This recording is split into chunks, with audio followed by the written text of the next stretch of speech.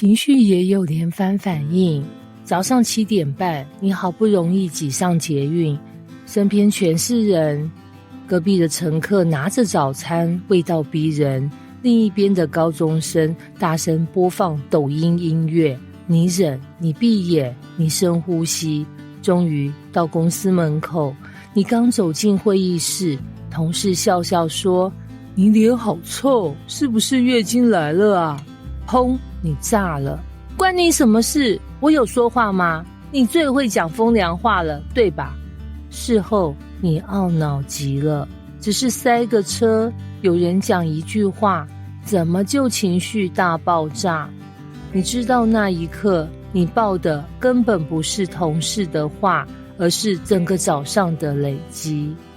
但你不知道的是，其实你不是突然爆炸的，而是情绪在体内早就连环反应了。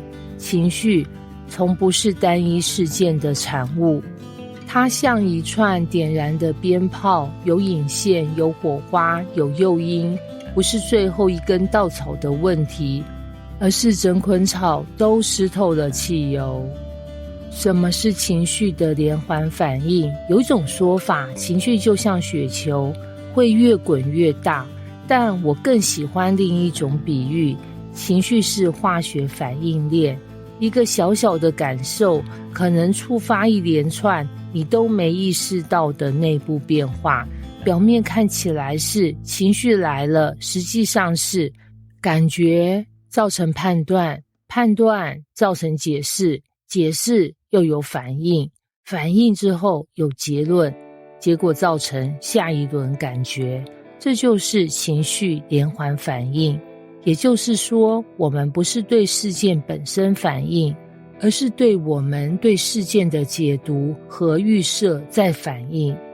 现代生活实例，小事件怎么变成大爆炸？一，小安的简讯风暴。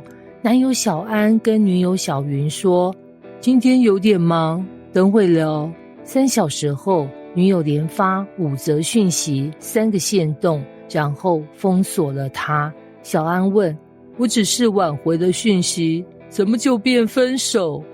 但我们进到小云的情绪链，就会发现，接收到挽回这个事实，产生感觉被忽略，情绪1，脑中解读，他是不是不爱我了？判断，回想起前男友劈腿前也常说忙，记忆启动，心跳加速，焦虑上升，就想测试他的反应，这是反应。他没回，觉得被证实，结果愤怒失望，情绪2。这不是挽回一条讯息的问题，这是一次过去创伤加现在猜测加情绪自我验证的连锁爆炸。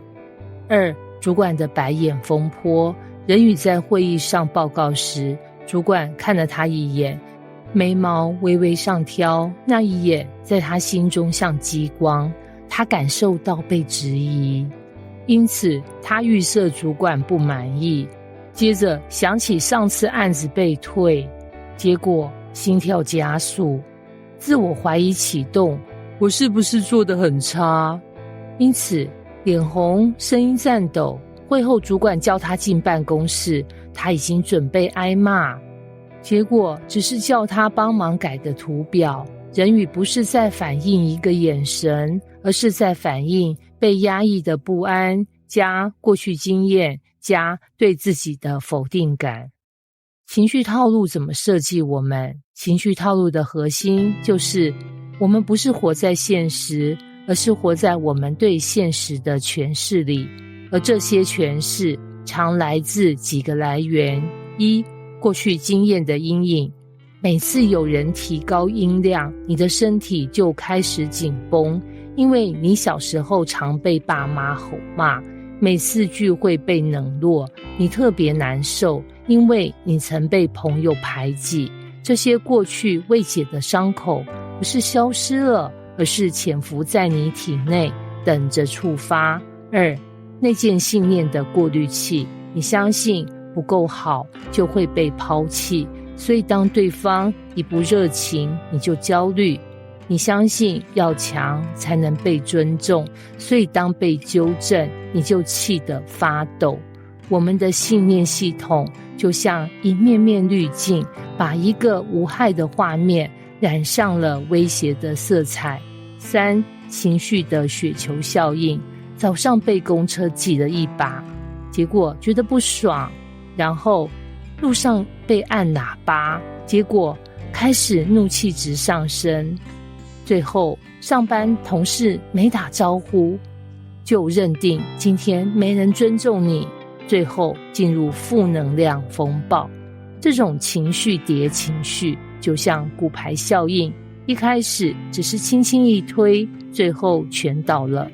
情绪反应不是坏事，关键是你看不看得懂。